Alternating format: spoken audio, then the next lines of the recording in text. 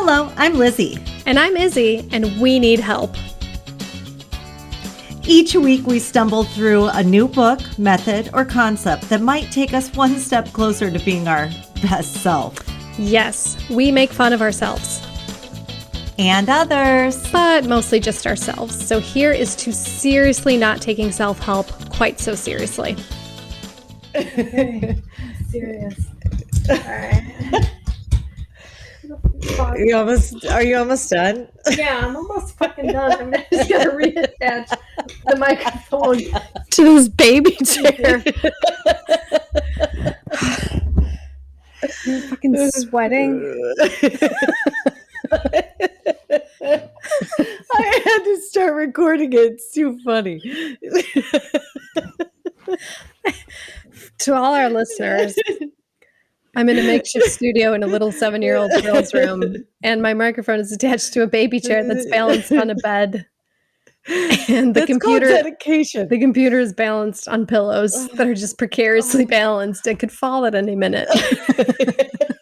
And just did, and it was great. Also, the internet is not working well. So the dedication that goes into this.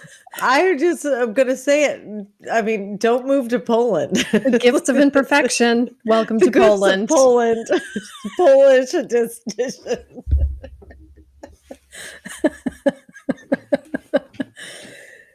We have no studio for you. We have mic attached to baby chair. We have mic attached to baby chair balanced on bed. It's the best we could do.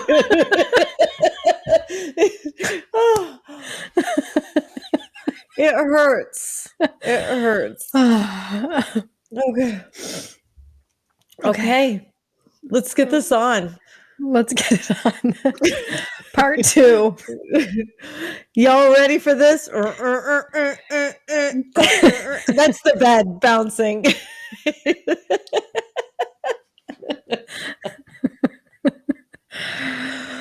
Part 2. Let's just go straight from here. I think we should. It's the gifts of imperfection, Part 2.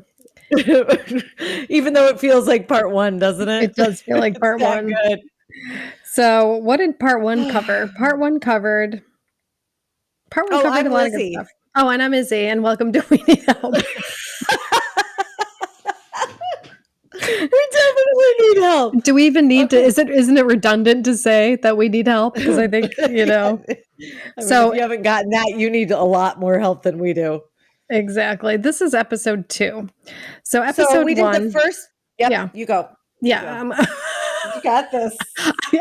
I got a mic attached to a baby chair. I'm going with it. All right, we did the first 5 guideposts of Brene Brown's wonderful book, The Gifts of Imperfection. So we did guidepost 1, which was cultivating authenticity, letting go of what people think. Guidepost 2, cultivating self-compassion, letting go of perfectionism. We did 3. Cultivating a resilient spirit, letting go of numbing and powerlessness. 4, cultivating gratitude and joy for the baby chair, letting go of scarcity because there's no desk in this house, and fear of the dark.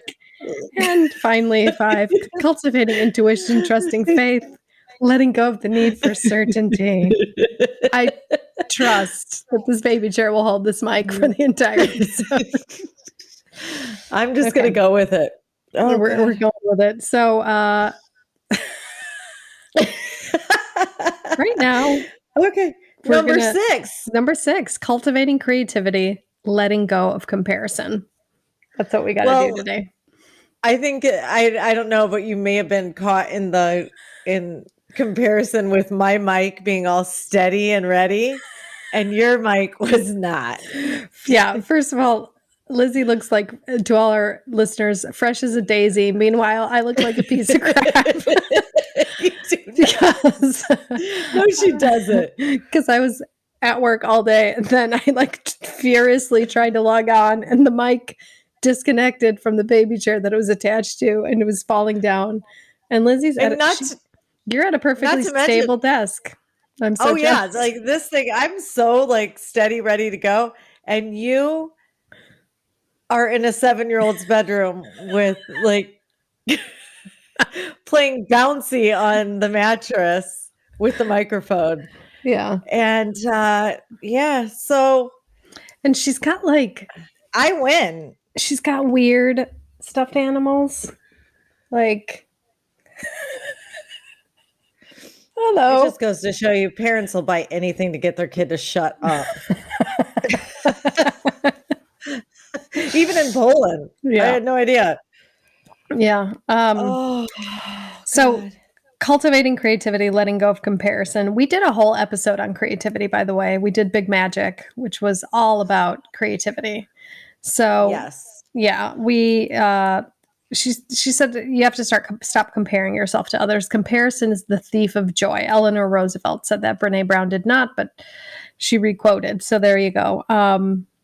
Yeah. Do you compare yourself to others often? No. I think because of my lot in life, I have 5 younger sisters, 9 nieces. I have mastered liking something about someone else and going for it and wanting to do it and not making it their success or their looks or whatever they are, anything about me. Yeah. So like if you have an outfit that I like, I'm going to like, I love it so much on you. It's great, but I'll try to emulate it and not make the connection between us two. Or like, okay, so let's say Armchair Expert. Yeah. I love their podcast. Always have, longtime listener. One day I'll be your friend. But like, I love them so much, and it doesn't intimidate me that they're so amazing at podcasting. It just makes me kind of want to be like them. Yeah. Like, not like in a stocky, okay, yes, I did order Bombas. They wear those socks. You sleep with them under your pillow. You're like, I hope Dax Shepard wore these. Monica, Dax. No, but I mean, it's like I can see greatness and love it without making it about myself. This is one thing I think I'm good at. Good. How about you? I no longer compare, but I used to, especially if I had a boyfriend and he had like an ex-wife or something. I would have to stalk her and make sure I'm better in some way. so that was an issue for me. I no longer do that. I think it was like the gift of recovery where I just learned to appreciate like who I was. And it's almost like I had one of my girls that I'm helping in recovery. She was like, I'm not as good as so and so, at recovery. I'm just not doing as much as I should be, and da da da. And I'm like, you got your brand. I'm like, the universe has given you a specific set of tools to help specifically other people. And it's almost like comparing a brain surgeon and a heart surgeon. Who's the better surgeon? There is no better surgeon. One's a heart surgeon. It depends on what this person needs. For the person having a heart attack, the heart surgeon would be better.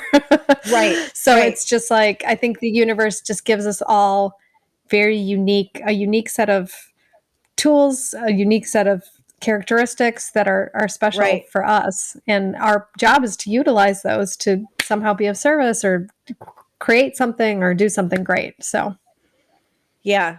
Yeah. I think that, I didn't even think about like comparing myself to somebody's ex. I think the key is to date people who have only dated losers. that's why. It's like, that's a big time rule. I guess there's only one person that I've ever been with that I've compared myself to their ex. And I guess, I don't know. I don't know if I really like, I thought I thought I was just so much I guess I shouldn't say better. I liked the way I looked better than I liked the way she looked. So I guess like, yeah, that's a tough place to be. I bet I know a lot of people do it. Yeah. It One just of comes my it comes from a fear of not being good enough. How I one of am my is not good enough, you know. one of my favorite stories about this whole subject is my one friend. She wrote me, or she sent me this letter that she had sent her. They were her soon to be ex. And she's like, how does this sound? But I didn't get it until the next morning. So I'm reading through it, and in it it says, I hope your next whore is this.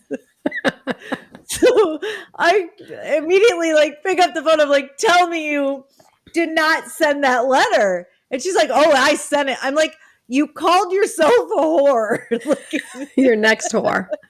your next whore. Like, I'm the current whore and your next whore. I mean, it was like the funniest. We've never let it die either. Like, Yeah. I'll be like, yeah, well, maybe my next whore will be this. I mean, it's just so funny. But yeah, like, I think I think I wouldn't want any of my exes to have better next girlfriends or boyfriends. I would hate for their boyfriend to be better looking than me.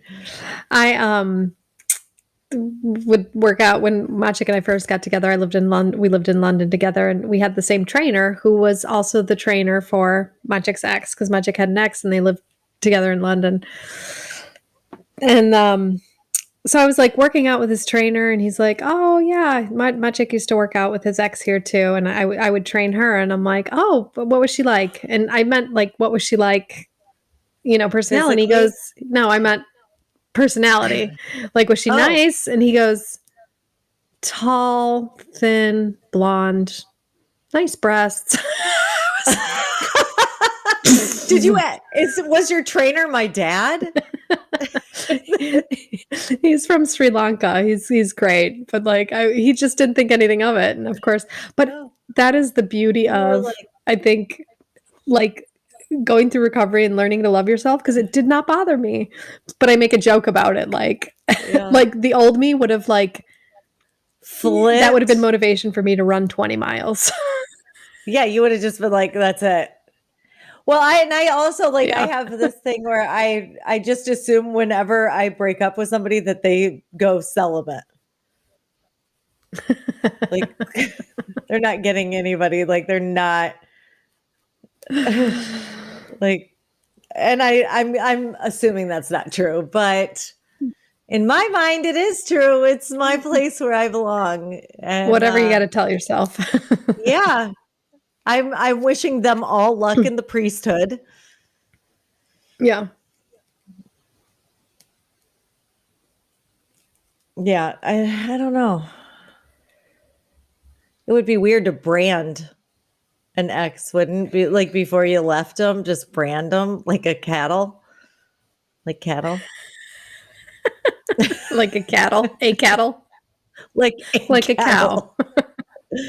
Oh, like a piece of cattle. With your your fancy talk about your livestock. Got all the livestock language down.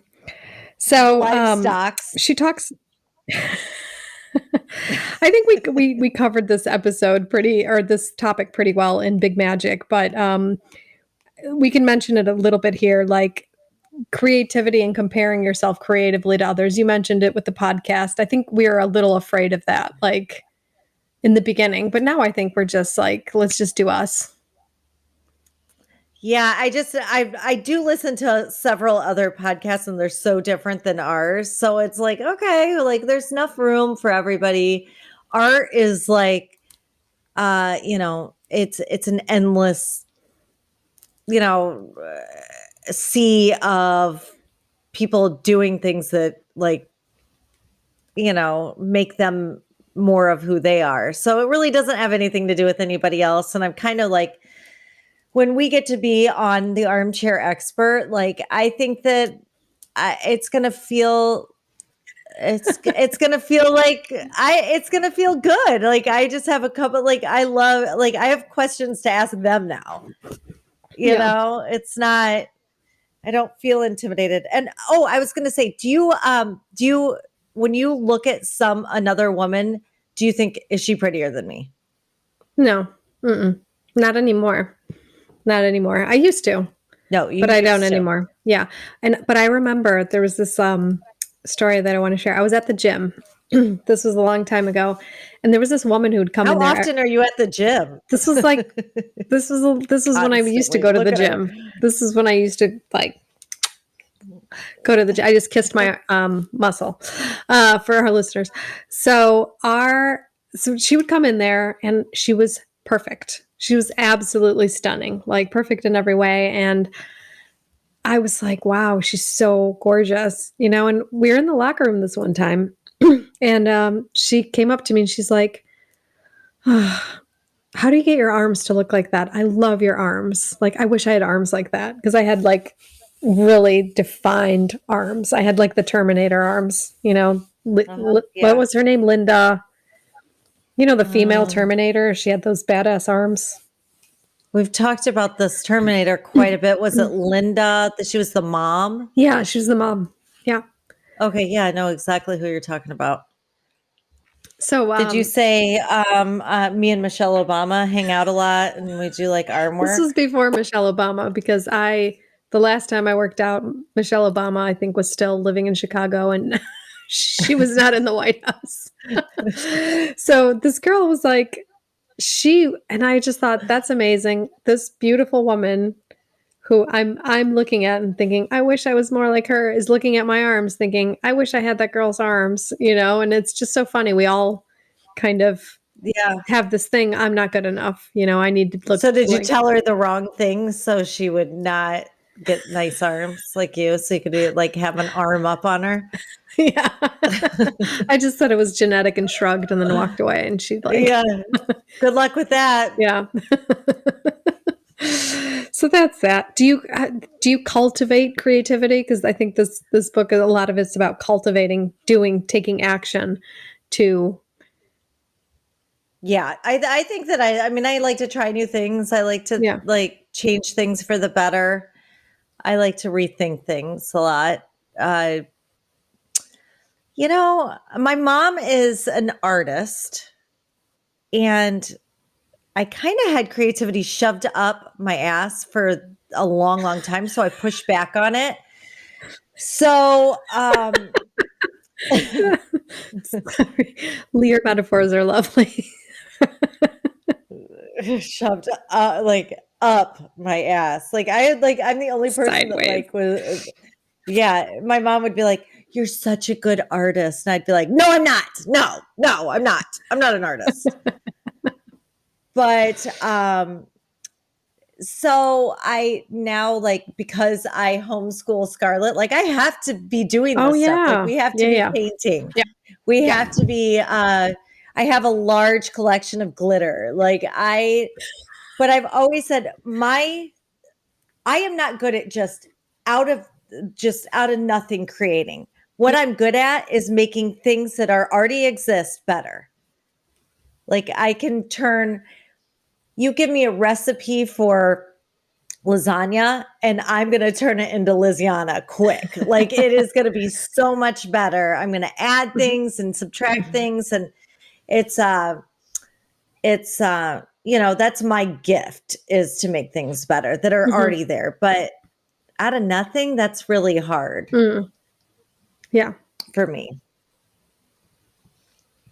But yeah. So how about you? Are you creative? Well, this Cultivating creative? This podcast is forcing me to be creative, right? Like, when we, you know, come up with the idea and we come up with the questions and come up with how we're going to structure, you know, each book and each review, like that's forcing me to be creative. And then I'm also a teacher. So I have to like create lessons. And I really enjoy doing that. So that sort of forces me to be creative. So yeah, I'm not creative in the, you know, sense that I paint or, you know, write poetry or do any of the typical creative stuff. But, you know, I try to implement creativity in in just my everyday life and work. Well, and you do coach people, so Yeah. it's like you have to really be creative and kind of some people just don't want to look at things in from one angle, so you have to look at them. Your hair's getting creative right now. Sorry. Oh God. Oh, Yeah, I this love what it's one of those this days. podcast is so awesome because you can see Izzy's face, and it just makes it so much better. What I love what Brene Brown says is there's no such thing as creative people and non-creative people. There are only people who use their creativity and people who don't. So I agree. I think I like that because like I think some people just say, "Oh, I'm not creative." Oh, you know. What do you think happens to people when they don't use their creativity? When they don't use their big magic inside of them? I'm not sure. I'm wondering if I know people like that. I think I think we'd have to ask somebody maybe maybe we can find a person like that and ask them and have that be for the afterbirth. Okay. She Should we call Brene? we say, should. what We can happened? ask. I mean, she wrote about it a little bit. She wrote, "You haven't lost your ability to be creative in the same way that a clogged pipe doesn't lose its capacity to carry water. The creative force within you is still alive. You just need to rid yourself of what obstructs it." And then she wrote that unused creativity doesn't just disappear, it lives within us until it is expressed, neglected to death, or suffocated by resentment and fear. So I wonder if That people sounds who don't use their bad. creativity feel Sounds suffocated. really, really bad. Yeah. I think so. When I Yeah. don't write or if I don't express myself creativity, I feel like I can't breathe. Okay, so for the afterbirth, our homework is to find somebody who we would not typically, or maybe they themselves would not typically label as creative, and ask them about it. Deal? No, let's just find the most boring motherfucker out there and like take pictures with him and see what his life is like. We could do a whole day, a day in the life of this loser that doesn't do anything. Oh God, you're so judgmental. Okay. I'm creatively judgmental, I think is what you meant to say. I don't want to shame you for being judgmental. I'm going to go into a shame spiral. Okay. Let's move on to Guidepost 7, cultivating play and rest, letting go of exhaustion as a status symbol and productivity as self-worth. So cultivating play and rest. There are a few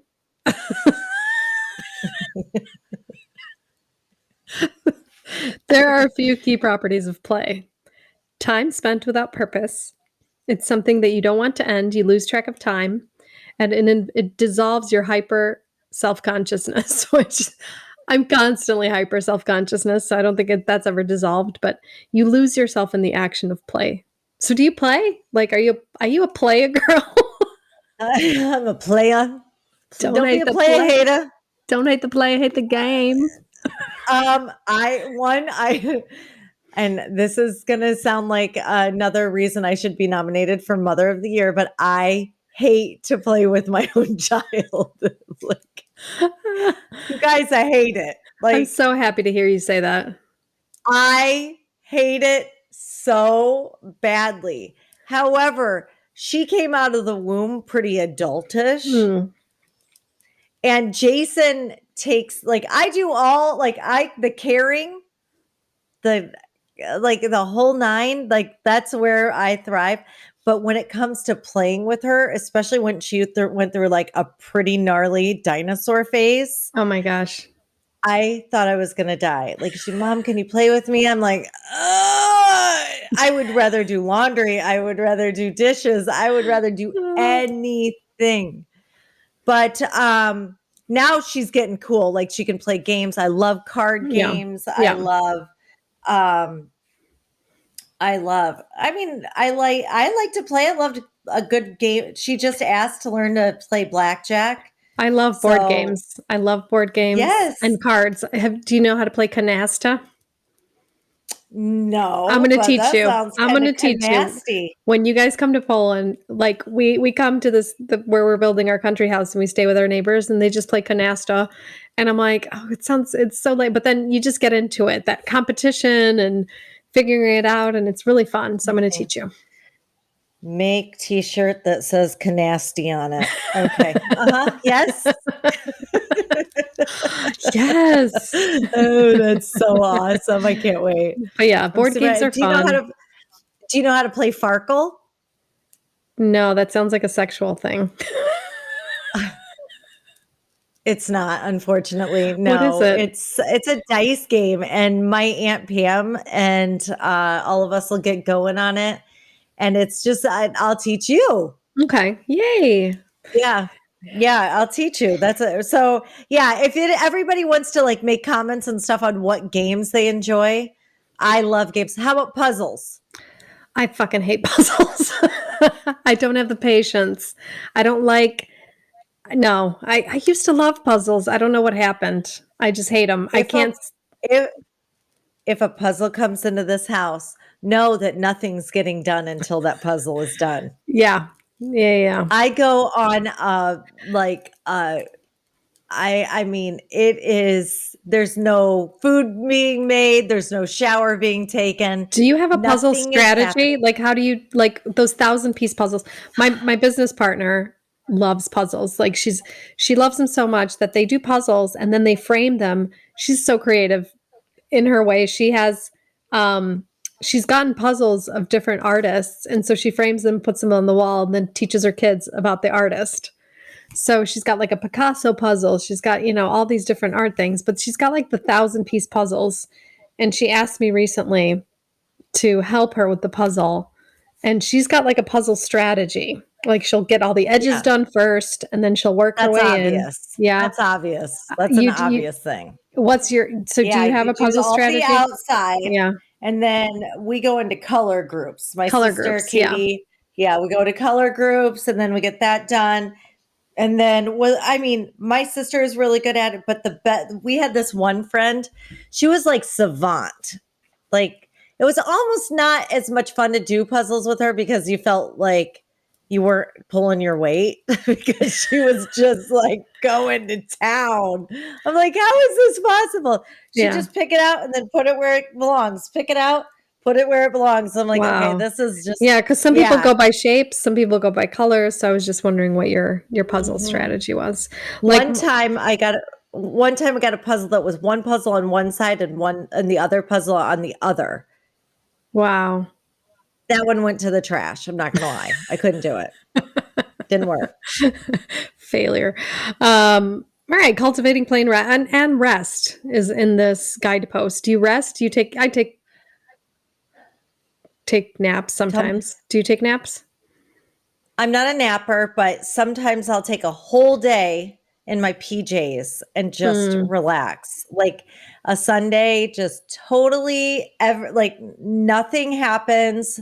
I decide I'm gonna I decide I'm going to be in my PJs, shave my legs, get all comfy, have a plan. Sometimes I'll just make a big vat of chili or something like that. And then it's rest day. And that means yeah, nobody asks anybody for anything. We just lounge. I love And that. I think it's really important. And I think we like to do it at least once a month. I Hmm. think it's really important for a family that is uh, one like ours, that we have a lot of different categories that we do Yeah, and that we have a lot of irons in the fire. So I think it's like it gives yourself permission to just not give a fuck all day long and just put everything on pause. I think it's really important. yeah. And I can't stand, here we go Here we with go. here we go. I cannot fucking stand these busy people. What are you guys doing on earth? Like, I'm so busy. I'm so exhausted. Oh, I'm just so tired because I'm so busy. I'm like, how have you allowed yourself to get like this? I don't meet people like that because but it's weird. That's an American thing. That is such an Oh, American thing because Polish people, they take their time off very seriously. They take their holidays very seriously. So like well, they take it's like 3 weeks off in the summer. That doesn't happen in the States.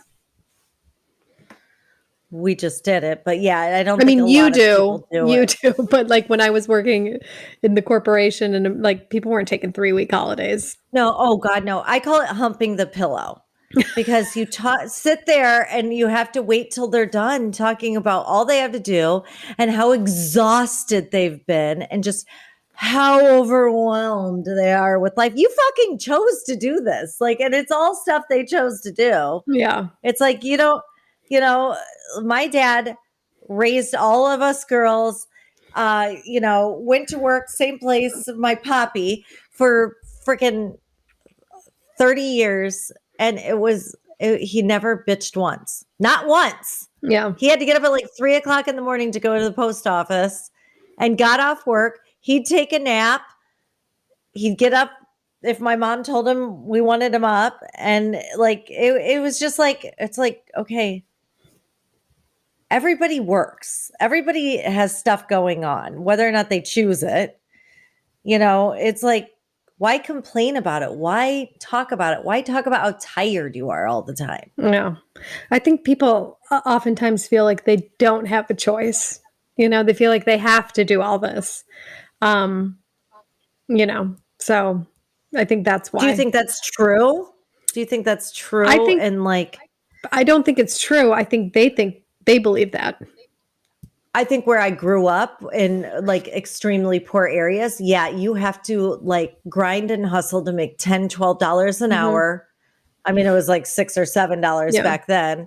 But like you have to grind. Some people are working 2 to 3 jobs. Okay, they're exhausted. Yeah. They're trying to feed their families.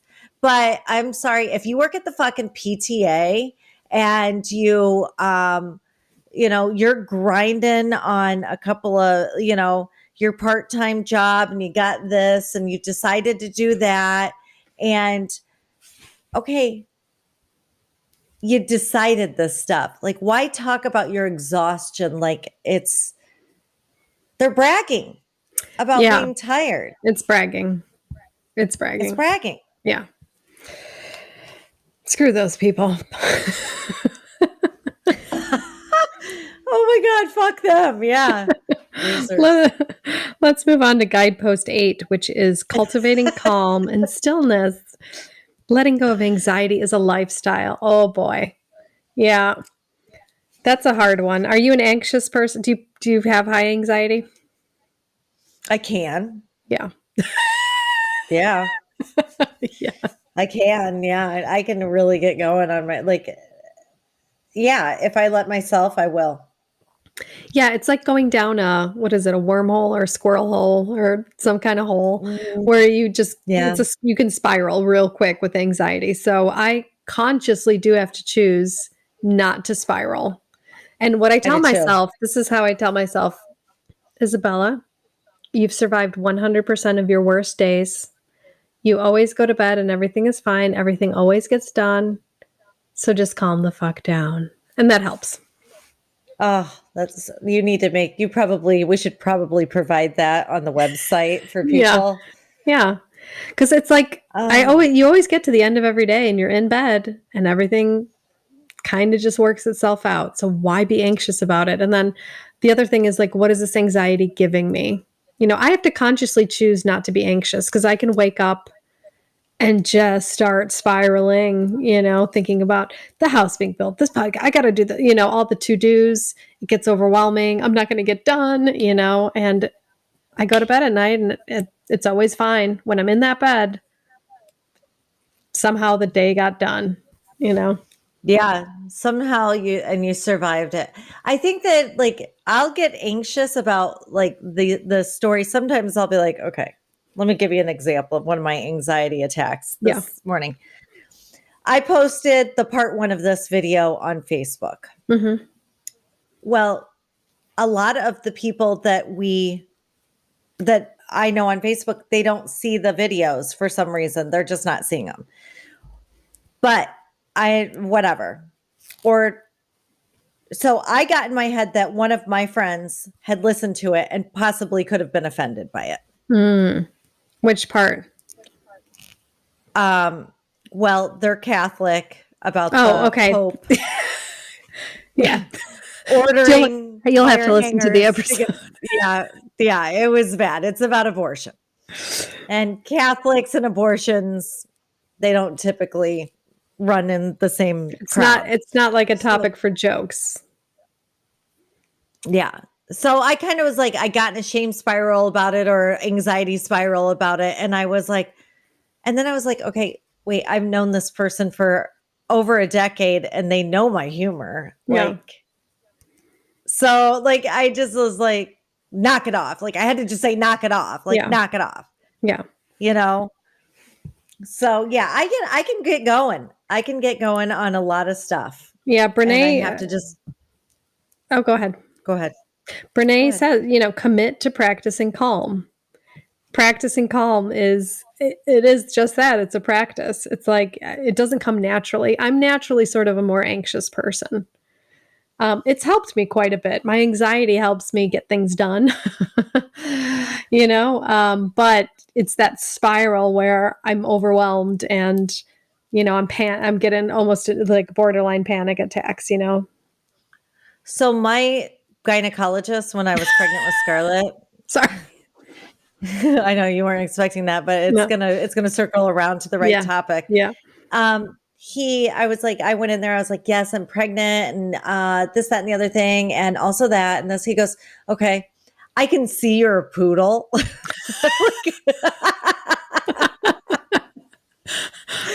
I love that. I could say, so I'm a poodle. Like I stress out about little things. I don't want there to be uncertainty. Yeah. I could bite you at any time during this moment. Like, Yeah. But he had turned out to be the best OBGYN in the world, and handled my pregnancy way better than I did. Yeah. My mentor is so good at calming me the fuck down, because I remember I would have such high anxiety at work that something wasn't going to get done, and I would call her at my lunch break and I'm like telling her everything that was going on, and she's like, so she's like, who cares, it's just a job. And I was like, oh my God, oh yeah. And I loved that, because it was just like, yeah, it's just a job. It's just like, what's the worst that can happen, and actually that has also helped me with my anxiety, because I kind of go through the worst that can happen and I realize that I'm still standing. So I used to have high anxiety around my brother that he was going to die. Like I was overprotective big sis. Like he had a little bit of issues and I was constantly had anxiety that he was going to die. And my mentor, she's like, okay, so he dies tomorrow, then what? And honestly, I couldn't speak. And then I'm like, okay, so I have to call my parents. And she goes, okay. And then you tell them that he died, and then what? And I'm like, okay. And then I have to organize the funeral. She's like, okay. And then what? And she took me through it. And I realized I'm not actually afraid that he's going to die. I'm afraid that if he dies, I will not be able to handle it. I will fall apart completely.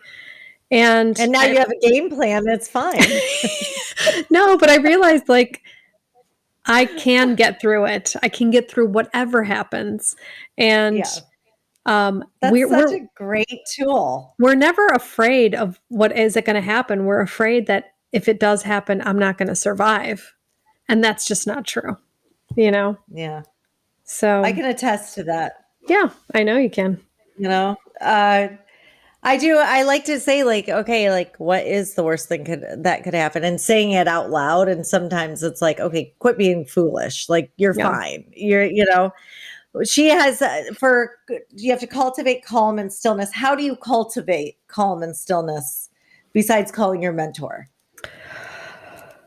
I practice the pause, which is a tool that I learned in recovery. So I pause and I have to physically do something. A lot of people pause and pray. Praying is not to connect with God. Praying is to calm down. It's, taking a moment to be still. So it's not, for some people it is. For some people it's to connect with God or a higher power or whatever. Praying is just like a quick meditation. So that's Okay. how I cultivate calm. I pause. I practice the pause. And I close my eyes for a second and I do a little breathing. And I do have to work at it. I don't react. I bite my tongue very often because sometimes I just want to say the mean thing or Rip respond. somebody's asshole out. I received a text this morning from a family member and I literally wanted to and write him back the meanest thing. But I didn't do that. So I practiced the pause. I paused. So let's say it here to him instead. No, I'm just kidding. For all to hear. But it's gonna make this public, you piece of shit. So it's reacting calmly too, rather than reacting emotionally. So just like taking a moment, taking a break. That's how I cultivate it. How about you? I go directly to cleaning and organizing my things that I can control first, because it makes me. I don't thrive in the environment of when things are cluttered or disorganized or anything like that. So that instantly makes me feel better. Sometimes I'll do a workout just to get my mind on like physical survival rather than whatever the issue is. But a lot of times I react and I really muck it up for another person because I react and I complicate things and I'll like move in and try to save whatever the situation is. And really I'm not qualified to do it. Yeah. And I'm really trying so hard not to do that anymore. It's because it doesn't serve me or anybody else. I'm not helping anyone.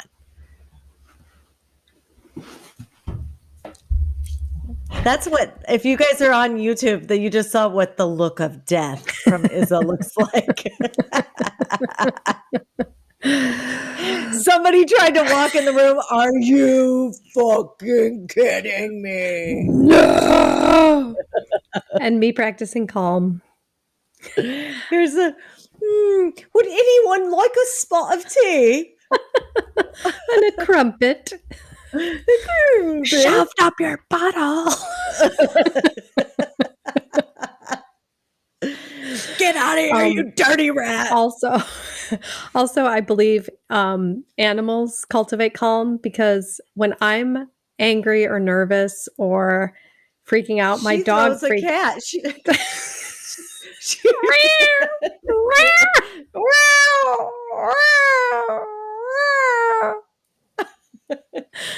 No, my dog, she gets upset, so I don't want to make her upset. So I'll hold her and I'll calm her down, and then that calms me down. So I think animals help, but that doesn't work for everybody because I've heard people like they kick their dogs. So but for me, it has a calming effect. Yeah, I couldn't ever kick. Well, I almost kicked my cat the other day, but she like took my legs out and I was like, and then I was like, oh, I could have kicked and my anger could have I almost kicked her. I didn't, but I wanted to really bad.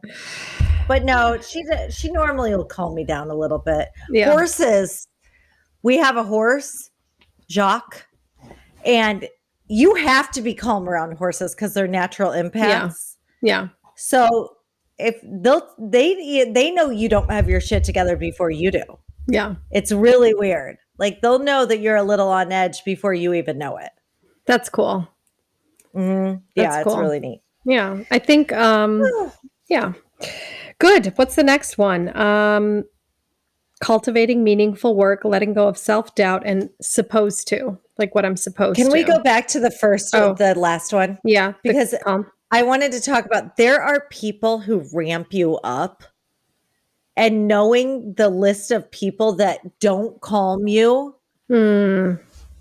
is good, because like I have a couple of people that send me on edge if I am at all in a place of discomfort. So I have to like know in my mind that when I'm there, do not call that person.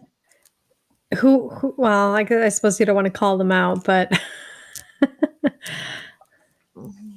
Well, my dad Yeah. can get me riled up. Although I'm, Yeah. because maybe because his feelings don't get too hurt if I snap at him a little bit. Like I Who know that he's not going to give me empathy or sympathy if I call him in a anxiety spiral. who who calms you down? Who's got a calming effect on you? Jason has a Mhm. calming effect on me. A couple of I do tend to go. I think my I don't know. Now that I'm thinking about it, maybe I would call my dad when I was in that because he probably could like boil it down to simplicity, which is what I would need it to Yeah. do. Um, my mom is very calming for me. Like Mm. she's, because she's accepting. Anybody accepting, Yeah. I think is like, okay, like, and that they've been through anything because they're like, all right, it's not the end of the world. You're not dead.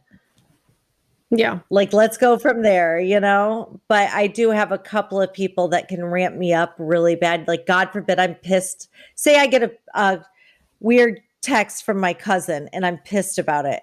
If I call my sister Katie, she's only going to ramp me up. Mm. Like, she's going to be like, that's bullshit. And I'll be like, yeah. And then she'll be like, you know what? I'm so sick of this. And I'm like, me too. You know what? I'm going to call her. Like, That's so funny. yeah, she can get me going. Good. Yeah. Yeah. Yeah. Yeah. In fact, what she does is she gets me going, and then I will call up the person, rip them a new asshole. They'll quit speaking to me, and my sister will still be speaking to them. That's why she's doing it. I am her puppet. You're her puppet. Oh, that is funny. Mm-hmm. Mm-hmm. Okay, well, now we can move on to 9. Okay.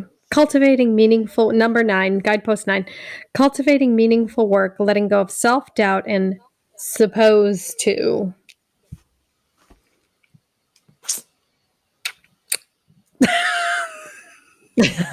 Yeah. I'm so full of doubt. I can't even comment on this. Yeah. Do you have your I'm supposed to? Oh God, I've always had it. I'm the Yeah. first girl I felt like I was supposed to be so many things, especially for my parents. Mm-hmm. And then I thought I was supposed to be a lot of stuff for Jason. Yeah. Then I thought I was supposed to be a lot more stuff for Scarlett. Yeah. But you know what she said to me today? She said, "You know what? What? You're like we were talking about the fun mom, the creative mom, this, that." She goes, "You're like every mom." Oh, the To super me. mom. Oh, she says the perfect I things. know. She does say the perfect thing. I was like, "Oh, that's so Wow. cool." That's nice.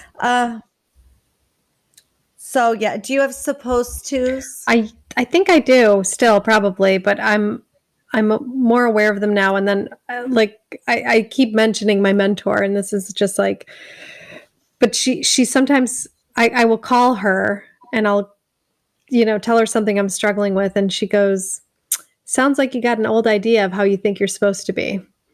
And I love that. She's like, "Do Ooh. you want to let go of that old idea?" Because I think, oh, this is how a relationship is supposed to look like, right? This is how, because I called her recently and said, my work is quite unorthodox. Like I have different streams of income, it's not stable. It's like, sometimes I'll get a larger stream of income, sometimes it'll be less. And I called her and I'm like, I think I need to change a job, just get a more stable job. And, and she goes, "It sounds like you have an old idea of what you think work is supposed to look like. Are you willing to let go of that old idea?" And I love that because it's like, yes, I'm hanging on to some old idea of how I think something's supposed to look, or I'm having something with my relationship. And she's like, "Sounds like you have an old idea of how you think a man is supposed to act or how you think it's supposed to be." And I love that because she helps me open my mind and let go of those old ideas, that are just Well, yeah, programmed. I think especially when it comes to love, we're kind of set up in a weird way coming out of the gate as little girls of what the man and woman is supposed to look like. Like, Yeah. I know that I have a little bit of a really weird vision of it, since like the first thing I can remember of like a movie about a man and a woman Yeah. was 9.5 weeks. So things get really weird amongst Ice food cubes. and yeah.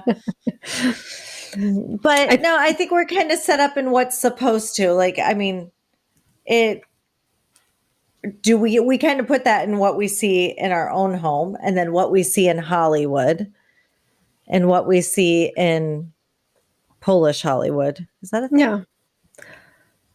Pollywood. Polly Wally Doodle all the day, all the day, all the day. Yeah, I think, there's definitely like this programming, this is Yeah. what this should or supposed to, and to let go of that and cultivate meaningful work. Because we're supposed to let go of certain things and then cultivate other things. So I think that's easy. I mean, once you kind of learn what your thing is, you can start to cultivate, put effort into doing what you love. I think I crave meaningful connection on a level that most people don't. Most of my friends, most of my sisters, like I crave meaningful connection to anything and everything. Like I mean, it's going to be on like my gravestone. Cultivated meaningful connection.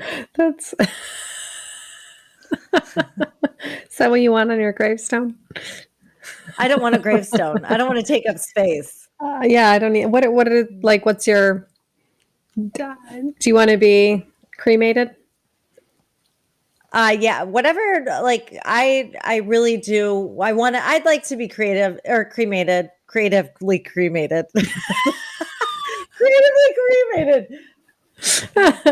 cremated. Cremated. But honestly, like I just don't. I don't want to take up any space. So, dump me somewhere that means something to like that. I want everyone to just take a little scoop of me and go wherever we had the best time. Yeah. And and then I also want my funeral to look like a wedding reception, like the best wedding reception you've ever seen in your entire life. And I want pictures of me all around, and I want like everyone dressed to the nines. You heard it here, folks. I want the food to be off the charts. You heard it here. Best food. Yeah. All right. That's all. Did Brene say anything about cultivating meaningful work? I didn't have many notes on this guidepost. We didn't have any of them at all. No, we did. We already got it down. All right, we got it down. Look at us. Okay, so if this isn't meaningful, I will kiss your ass. Yeah, what's meaningful? Like, what is meaningful to you? What is that? It's just connection that is on a level that is beyond surface.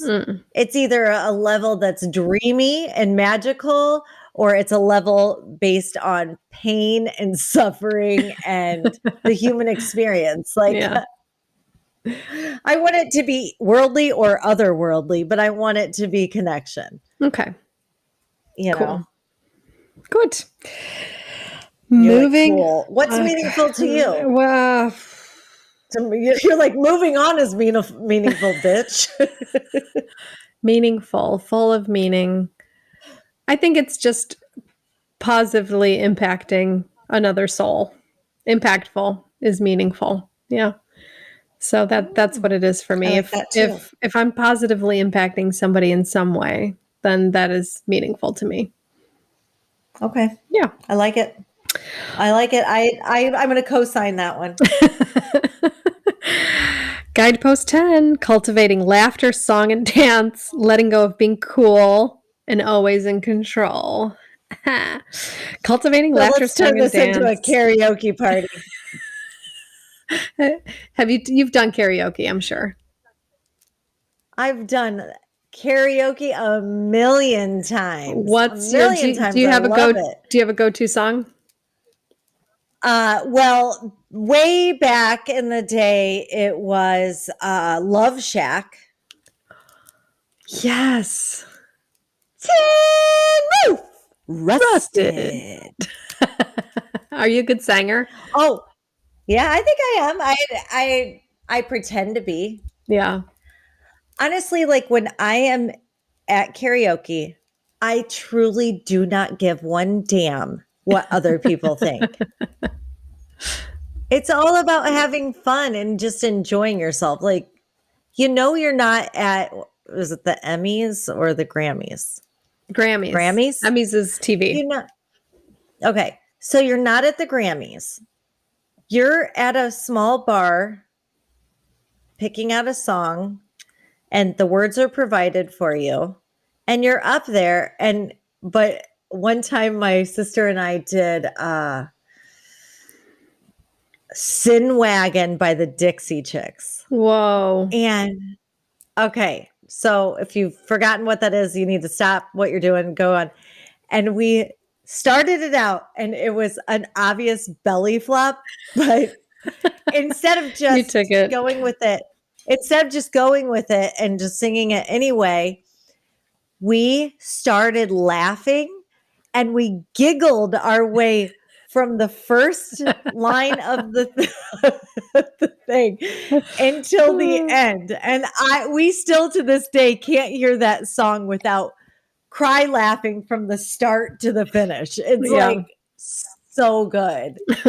Are you a good singer? I'm not, but I love performing. I think God can be sometimes cruel because he gave me the soul of a rock star and like the desire of a rock star, but none of the talent. So I can't play an instrument. I can't sing. I'm like, why would you? I don't know if you've seen the movie Amadeus, where Salieri's like, why do you give me the desire but no talent? And that's me. Like, because Salieri's like jealous of Mozart. And because he has all the desire to be this great composer, but he's just an average composer. So I have the desire to be a singer, but I have zero singing talent, but I love doing it. So. And God is up there. She's like, bitch, I gave you a podcast. Look at you now. I know. I gave you some, and I gave you the desire, like good. So yeah. This is basically like rock star. She's like, I know. She goes, Isabella, I know you can't, because if you actually had talent, you would have overdosed by now. So you would have. So I'm gonna give you a podcast, so you'll be up there with a microphone, and I'm like, all right, deal. Right, so there we are. Fine. You're like me and like it was strip poker. Okay, whatever. Yeah. You can have my shirt. Yeah, but yeah. Anyway, I know you laugh. We both laugh. I mean, that's why we did this podcast. We wanted to be your famous quote. I want to be the friend that makes people laugh and get paid for it. I love to laugh. I love to sing. Do you love to dance? I do. Yeah. And I'm also crap at it, but I love to dance. Does Machek dance? He dances like a goofball. He's got like the goofy dance, but he can move. Like he's got these weird moves, Oh, okay. Yeah. I feel like I'm picturing like The Jerk right now with like Steve Martin, but my dad does that dance. It's so funny. Yeah. I love to dance. I love to be led like in dancing. And Jason cannot dance. Oh. Cannot. My mom got us lessons once.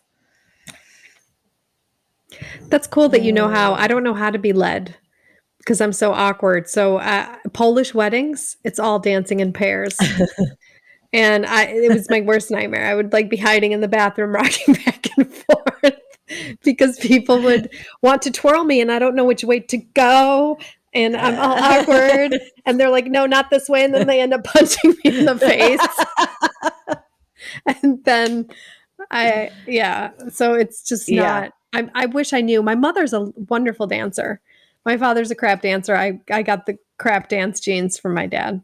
So my dad was a amazing dancer when we were growing up, and he would always dance with us. And it was like kind of his thing. Like and then another thing he does is he's not afraid to like make a total fool out of himself. Like when I say Steve Martin's The Jerk dance, he does that dance like in front of people. That's awesome. And it's like, he's hilarious in that way. Like he likes to dance.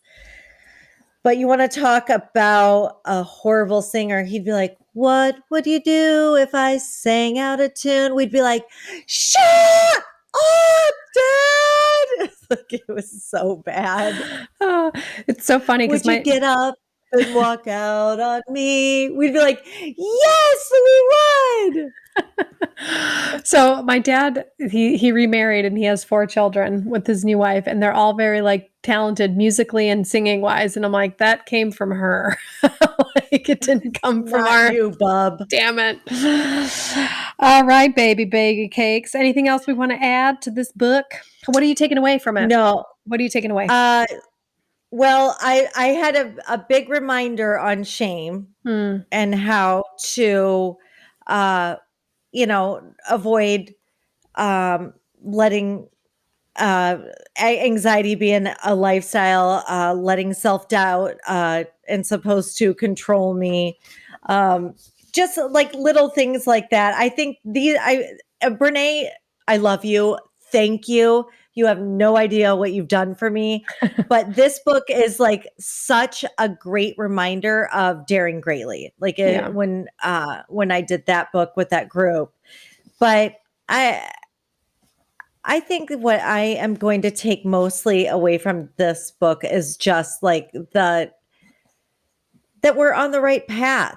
So we're, like each time I do one of these books that are really kind of like big magic, and this one and awareness, is that I feel so good about where we are and what we're doing. Yeah. So that's what I'm doing. Good. What are you taking? For me, I'm taking away that I actually have to cultivate certain things, meaning taking the action to do certain things. Yeah. So taking the action of being calm, or taking the action to be authentic. Like, so what she was talking about, this deliberate action, and not just like, oh, I got to be more authentic, but thinking of what would the action be that would be an authentic action, for example. So just, whatever it is, just trying to put in the action to do the positive thing, and then letting go of that negative thing. Because I really like that. Like, take the positive action as well as let go of the negative. So it's like a two-pronged thing. Yeah, because it's digging. Her saying is to dig deep is deliberate, inspirational, and get going. Inspirational and get going. Action. I love it. I love that. You're going to dig it. I'm going to dig it.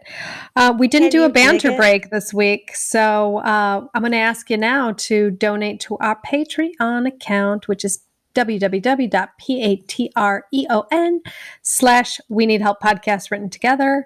And you'd be helping us greatly, and we would really appreciate it. And next week Give us all your money. What are we doing next week? We're doing Getting Things Done by David Allen. Yes, and I have already started it, and I can tell you I was fucking up big time. I can't wait. This is a great book, and I met the author, and he was super inspirational, and he's helped a lot of people get shit done. So here we go. I'm super excited. And thank you very much for listening. This was The Gifts of Imperfection by BB, aka Brene Brown. It was an honor to read the book. Tuesday. Thank you, Brene. See you next Tuesday, y'all. Love you. Go help yourself. Self-help. Bye. Thank you so much for spending your time with us. Rate and follow us if you like us. If you don't, please don't. And come visit us at www.theweneedhelppodcast.com. There you can find show notes, links for books. You can join Audible, which is, how we actually read our books. We listen to them. And we have special exclusive content just for you. Also, feel free to subscribe to our Patreon account. That's where you can support us financially because we need it. And it can be anywhere from $1 to $100 billion a month, whatever you can afford.